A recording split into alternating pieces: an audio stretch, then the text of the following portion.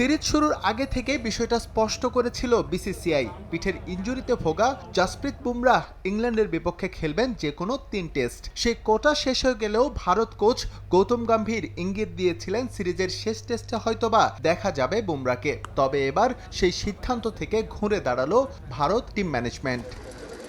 বুমরাহ ইনজুরিতে পড়ার পর থেকেই তাকে নিয়ে সেনসিটিভ অবস্থানে বিসিসিআই। অতিরিক্ত ওয়ার্কলোড তার ক্যারিয়ারের জন্য যাতে হুমকি হতে না পারে সে বিষয়টি মাথায় রেখেই প্ল্যান করেছে প্রতিটি সিরিজ। চলমান ইংল্যান্ড সফরে তাই ডানহাতি পেসারকে প্রথম ম্যাচ খেলিয়ে বিশ্রামে রাখা হয় দ্বিতীয় টেস্টে। তবে তৃতীয় ও চতুর্থ টেস্ট টানা খেলেছেন জসপ্রীত বুমরাহ।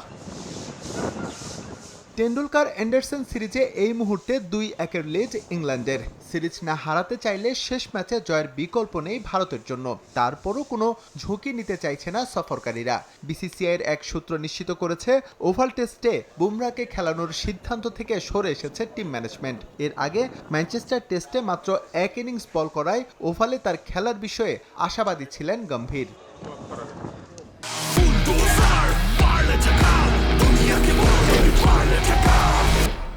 অবশ্য পারফরমেন্সের ধারাবাহিকতাও হারিয়েছেন জসপ্রীত বুমরাহ। ওল্ড ট্র্যাফোর্ডে 33 ওভার বল করে 115 রান খরচ করেছেন তিনি, যা তার ক্যারিয়ারে প্রথমবারের মতো এক ইনিংসে 100-র বেশি রান দেওয়ার ঘটনা। এছাড়াও কমেছে তার দ্রুত গতিতে বল করার সংখ্যা, যেখানে হেডিংলিতে 140 কিলোমিটার গতির উপরে বুমরাহর বল করার পরিমাণ ছিল 42.7%, সেখানে ম্যানচেস্টারে তা ছিল মাত্র 0.05%।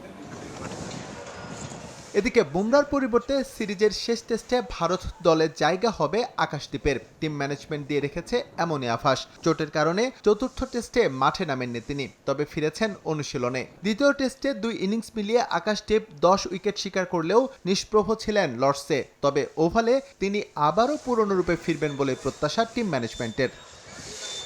এস এম ইকবাল, সময় সংবাদ।